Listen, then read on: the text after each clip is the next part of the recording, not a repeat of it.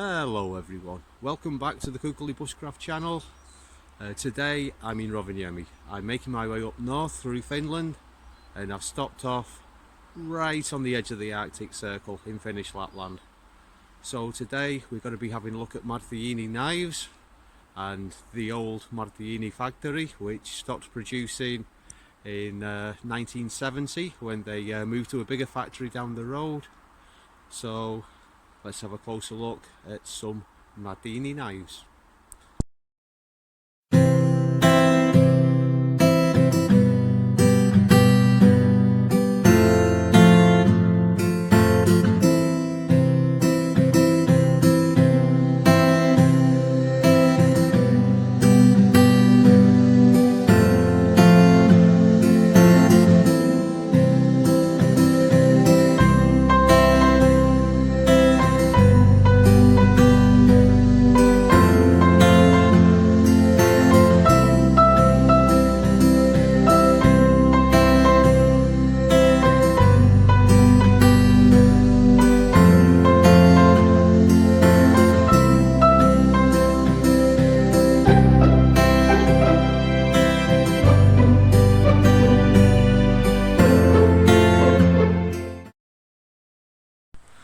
This is Unasvara. This kind of lean-to shelter, or lavu, that's with a double A, not to be confused with a style of tent, which has a double V. This kind of shelter is common across Finland, and typically you have a well-stocked firewood shed and a compost toilet.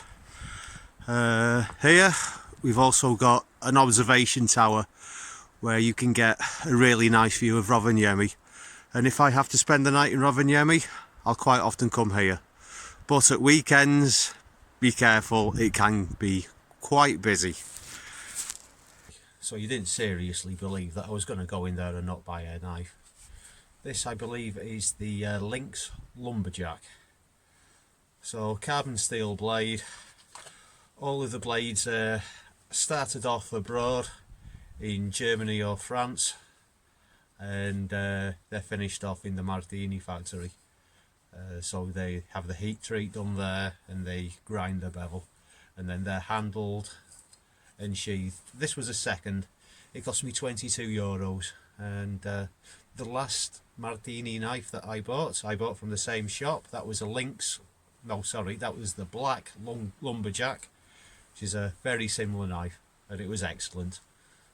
A friend of mine has one of the standard lynxes that he bought in the same shop 9 years ago.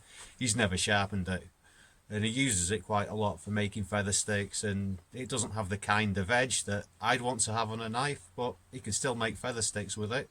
So that's one of the stainless steel ones. The edge retention's pretty good on these. They're decent steel, comfortable handles. Not sure what I think about that choil. The black lumberjack doesn't have that,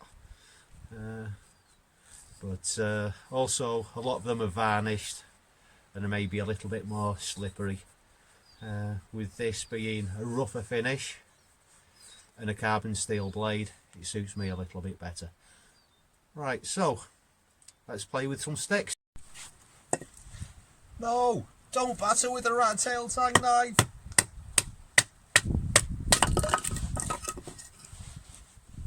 It's thin.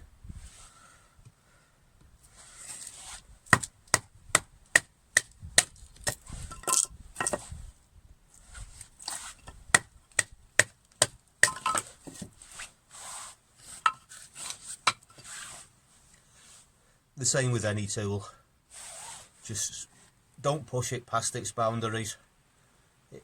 It's perfectly fine to split something that's thin with a rat-tail tang in general, unless you have a really nasty rat-tail tang knife. As if it's quarter tang, then throw it in the bin.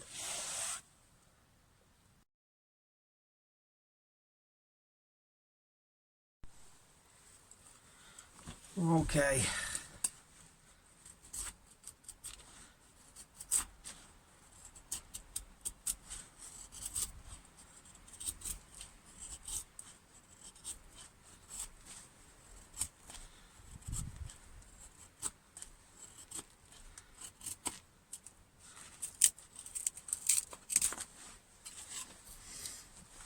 as you'd expect, Scandi grind, brand new. Its feather's fine. Let's see how it compares to this cheap Decathlon knife.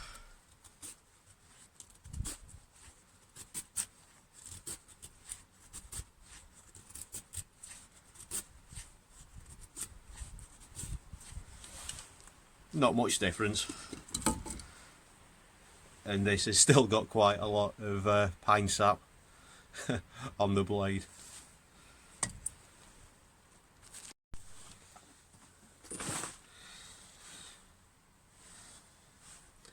Slightly moist inner bark from some willow.